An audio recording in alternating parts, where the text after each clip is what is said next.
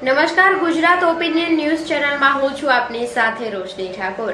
સમાચારોની વાત કરીએ તો બિલીમોરા નગરપાલિકામાં પ્રમુખ અને ઉપપ્રમુખની પદોની વરણી માટે આજરોજ એક ખાસ સામાન્ય સભા યોજાઈ હતી, જેમાં વોર્ડ નંબર 6માં મનીષ પટેલની પ્રમુખ તરીકે વરણી કરવામાં આવી છે। તાજેતરમાં યોજાયેલી બિલીમોરા નગરપાલિકાની ચૂંટણીમાં ભાજપે 36 પૈકી 29 બેઠકો જીતીને ફરી સત્તા હાંસલ કરી છે, ત્યારે પ્રમુખ અને ઉપપ્રમુખની ચૂંટણી માટે આજે બુધવારે એક ખાસ સામાન્ય સભા બિલીમોરા નગરપાલિકાના સભાખંડમાં ચીખલી પ્રાંત અધિકારી મિતેશ પટેલની અધ્યક્ષતામાં મળી હતી। આ ખાસ સામાન્ય સભામાં માત્ર પ્રમુખ અને ઉપપ્રમુખની વરણીનો એજન્ડા હતો। પ્રમુખ પદ માટે 3 પુરુષ અને 4 મહિલા ઉમેદવારો વચ્ચે સ્પર્ધા હતી, જેમાં પ્રમુખ તરીકે મનીષ પટેલ, ઉપપ્રમુખ તરીકે તેજલ જોશીને બિનહરીફ ચૂંટાયેલા જાહેર કરવામાં આવ્યા હતા।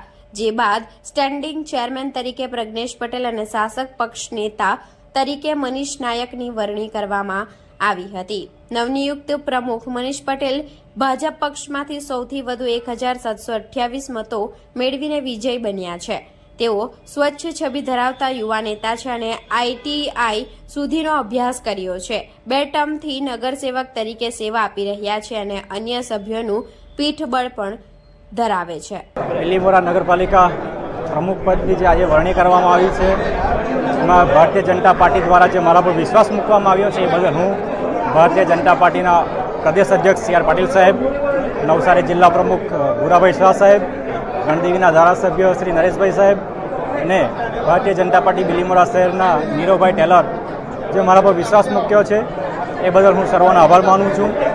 અને બિલીમોરાની વિકાસની ગાથાને આપણે 29 સભ્યો જ્યારે ભારતીય જનતા પાર્ટીએ આપ્યા છે, ત્યારે આપણે સૌનો સાથ, સૌના વિકાસ સાથે આગળ વધીશું। નગરપાલિકાના જે પણ નગરજનોના પ્રશ્ન હશે એને વાંચા આપીશું અને જે પણ કંઈ કમ્પ્લેન હશે એ પૂર્ણ કરીશું।